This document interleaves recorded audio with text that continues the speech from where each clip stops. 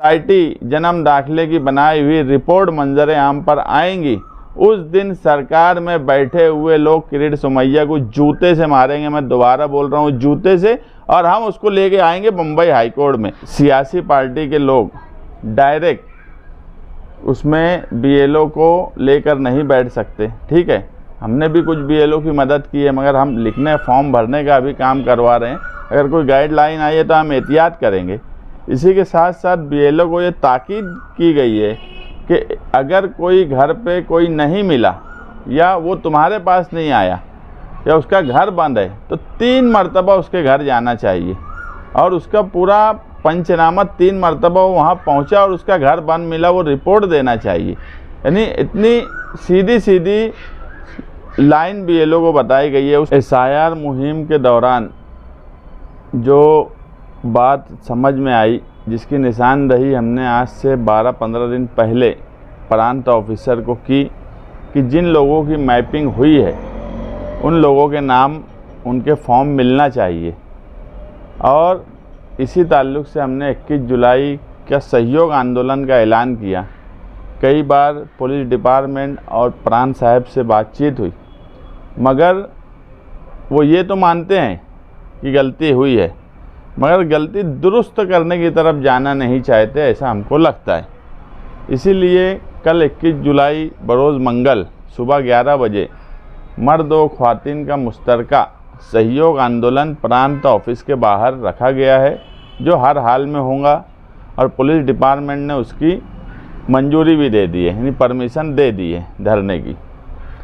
हमारा सीधा सा बोलना यह है कि जिन लोगों की मैपिंग हुई है उनका फॉर्म मिलना चाहिए और वो हम हर हाल में लेके रहेंगे। हम आखिरी वक्त तक ये लड़ाई लड़ेंगे कि मैपिंग किए हुए लोगों का फॉर्म मिले। इसी के साथ साथ कई दूसरी अलग अलग दुश्वारियाँ हैं जो दूसरे शहरों में तो दुरुस्त हो रही है, मगर मालेगांव शहर में कोई भी बात को अगर कोई प्रोसेस में कोई टेक्निकल खामी आती है, उसकी निशानदही करने के बाद भी मालेगांव शहर में उसको दुरुस्त नहीं किया जा रहा। भी कल धुलिये से भी कुछ लोगों को बुलाया गया है धरने में, जो बताएंगे कि उनके यहाँ ये सब मसाइल को वहाँ के निवडणुक अधिकारी ने बराबर हल कर दिया, तो हमारे मालेगांव शहर के निवडणुक अधिकारी क्यों इन सब मसले के हल नहीं निकाल रहे।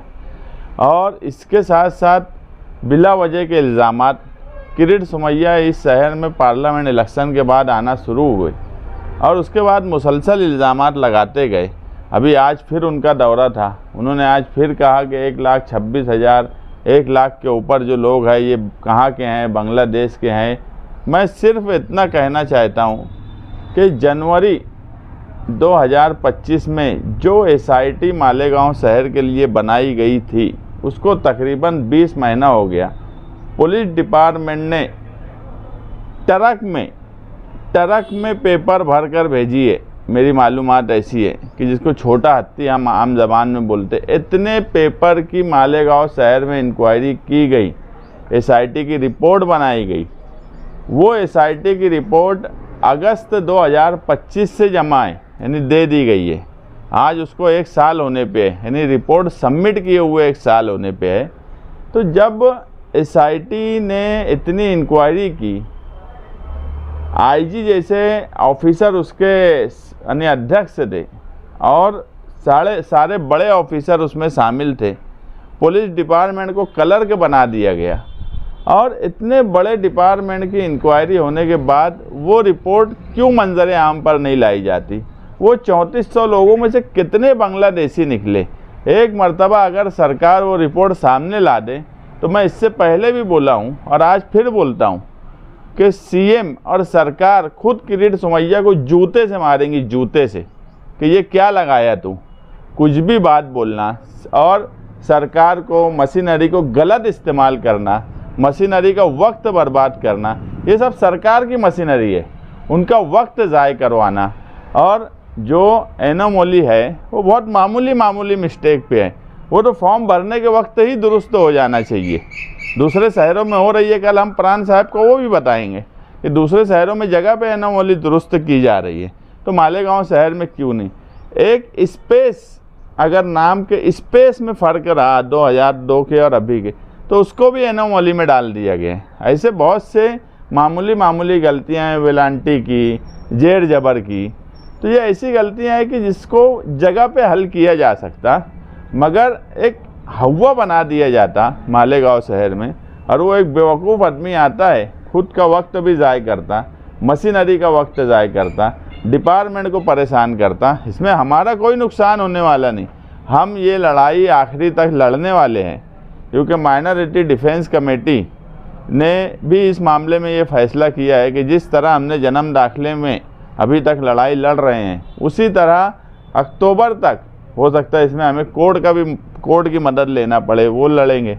कल के धरने की इस्लाम पार्टी ने हिमायत दी। मैं आसिफ शेख साहब और उनके सदर नवीद खतीब साहब का शुक्रिया अदा करता हूँ। इसी तरह कम्युनिस्ट पार्टी ने भी इसकी हिमायत दी है, और भी कई लोग अभी हिमायत देने वाले हैं, क्योंकि ये मांग जो है हमारी कि मैपिंग किए हुए लोगों का फॉर्म मिलना चाहिए, एकदम सीधी सी और समझ में आने वाली बात है, जो सिर्फ अगर किसी को नहीं समझ रहा है तो हमारे प्राण साहब को नहीं समझ रहा। वो जो 1,26,000 है, जो 23,000 जो लोग वो कटे हुए, इन सब के बारे में सुनवाई दी जाएगी, इनके पेपर्स की जांच की जाएगी और एक एक की सुनवाई दी जाएगी। यानी ये मामले को लंबा करने की कोशिश है या कुछ? देखो, मैं अभी जो बोला कि मामले को लंबा करने की कोशिश, मशीनरी का मिसयूज़, मशीनरी को थकाना, सरकारी मशीनरी, इसमें दिखती बात है सरकारी लोग लगेंगे। मैं जो बोल रहा हूँ कि फॉर्म भरते वक्त ही एनोमली दुरुस्त की जा सकती है, दूसरे शहरों में हुई है। कल मैं धरने की जगह उसकी मिसाल दूंगा, पेपर के साथ उसके सबूत दूंगा कि एनोमली दूसरे शहरों में जगह पे दुरुस्त हुई है। अगर ये 1,26,000 की हेयरिंग लेंगे, सुनवाई करेंगे भी, तो कोई हमारा नुकसान नहीं है। हम ठीक है, जब सरकार अब हर फैसला हुकुमशाही से लाद देती है तो हम भी फेस करने तैयार हो जाएंगे, मगर नुकसान सरकारी मशीनरी का होने वाला है और किसी का कुछ नहीं। हमने जन्म दाखिले में आप देख लो, 8 महीने तक आईजी से लेके जिला एसपी, एडिशनल एसपी जैसे रैंक के लोग को कलर के जैसा काम दे दिया गया था, पूरी मशीनरी कलर के जैसी इस्तेमाल हुई। एक बांग्लादेशी निकला होगा तो किरीट सोमैया में, जो मैं बार बार बोलता हूँ कि जिस दिन एसआईटी जन्म दाखिले की बनाई हुई रिपोर्ट मंजर आम पर आएंगी, उस दिन सरकार में बैठे हुए लोग किरीट सोमैया को जूते से मारेंगे। मैं दोबारा बोल रहा हूँ, जूते से, और हम उसको लेके आएंगे बम्बई हाई कोर्ट में। सिर्फ माइनॉरिटी डिफेंस कमेटी के डर से सरकार एसआईटी की रिपोर्ट मंजर आम पर नहीं ला रही है, ये मंजर आम पर आएंगी। अगर सरकार ने जूता नहीं मारी तो कोर्ट में जाएंगे हम और कोर्ट इनको जूता मारेंगी। इंक्वायरी होने वाली है तो वहाँ पे बीजेपी का भी एक आदमी हम दिखाएंगे उसके सामने, जब जांचेंगे पेपर से, तो एक आदमी बीजेपी का भी बैठेगा, ऐसा किरीट सोमैया ने। देखो, ऐसा तो हम होने नहीं देंगे। दूसरी बात, सरकार बीजेपी की, दिखती बात है सरकार बीजेपी के है तो सारी अधिकारी मशीनरी उनकी है। इसका सीधा सा मतलब यह है कि इनको ना ही इलेक्शन कमीशन पे भरोसा है, इनको ना ही सरकारी मशीनरी पे भरोसा है। दूसरी बात, आज ही 19 जुलाई का नई गाइडलाइन आई है जिसमें साफ कहा गया है कि सियासी पार्टी के लोग डायरेक्ट उसमें बीएलओ को लेकर नहीं बैठ सकते। ठीक है, हमने भी कुछ बीएलओ की मदद की है, मगर हम लिखने, फॉर्म भरने का भी काम करवा रहे हैं। अगर कोई गाइडलाइन आई है तो हम एहतियात करेंगे। इसी के साथ साथ बीएलओ को ये ताकीद की गई है कि अगर कोई घर पे कोई नहीं मिला या वो तुम्हारे पास नहीं आया या उसका घर बंद है तो 3 मरतबा उसके घर जाना चाहिए और उसका पूरा पंचनामा 3 मरतबा वहाँ पहुँचा और उसका घर बंद मिला, वो रिपोर्ट देना चाहिए।